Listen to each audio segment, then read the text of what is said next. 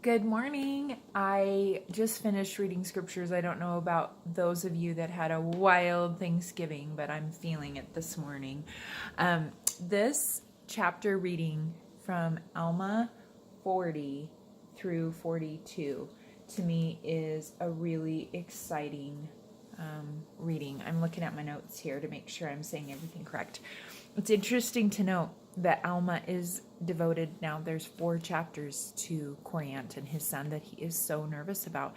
And for some of you, you read chapter 39 and messaged me that that's a lot of shame parenting that he did. But as you read 40 through 42, it switches a little bit. It's really cool to see. Let's unpack it for a minute.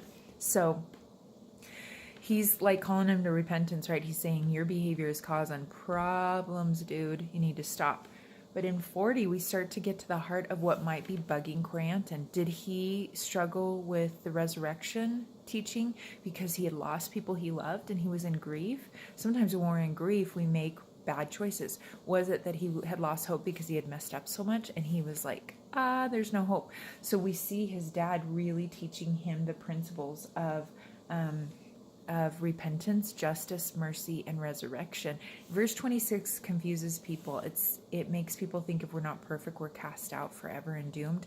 That verse, chapter 40, verse 26, is about sons of perdition. So if you have a calling and election made sure, second comforter experience, which is pretty deep doctrine, that I would highly encourage you to study more about. It's awesome. I've been studying it for the last year.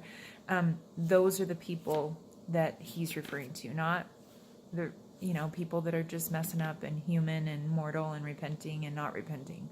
Okay. So then you go into chapter 41 and there's this whole conversation about hope through Christ, right? We're supposed to be seeing Christ in this. And the definition between justice and mercy makes me think a lot about my friend Brad Wilcox. If you saw our Women of Worth on Halloween, it's up on my YouTube channel. He does a brilliant job talking about grace. And it's the free scholarship to everyone. We all can show up, but only some people show up to get the check.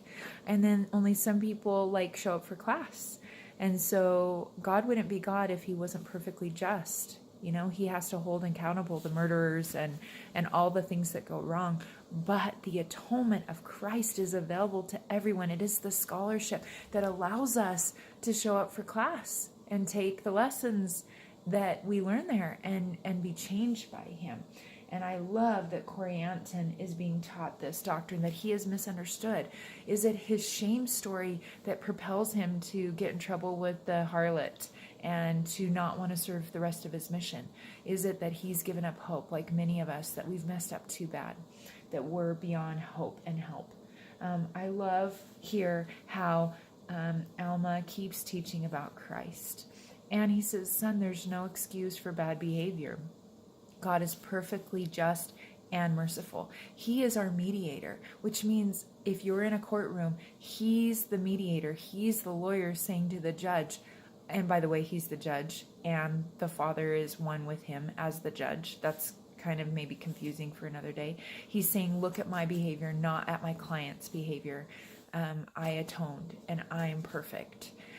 This works. Alma's teaching true doctrine teaches our children.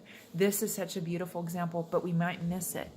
If you miss Alma 49, chapter 49 in a few chapters, verse 30, it proves that Corianton returned to serve his mission. He repented. That teaching this doctrine helped save him. And I love these 4 chapters of helping this child. I hope this blesses you in some way.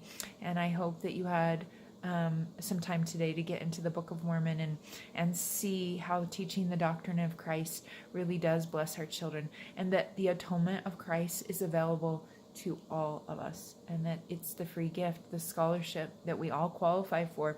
We just have to show up, pick up the check, show up to class, as my friend Brad Wilcox so beautifully teaches. Sending my love to you, and I'll see you tomorrow as we study the next few chapters. We're going to go back into the war chapters now. So get ready, because war's not fun, right? Love you all.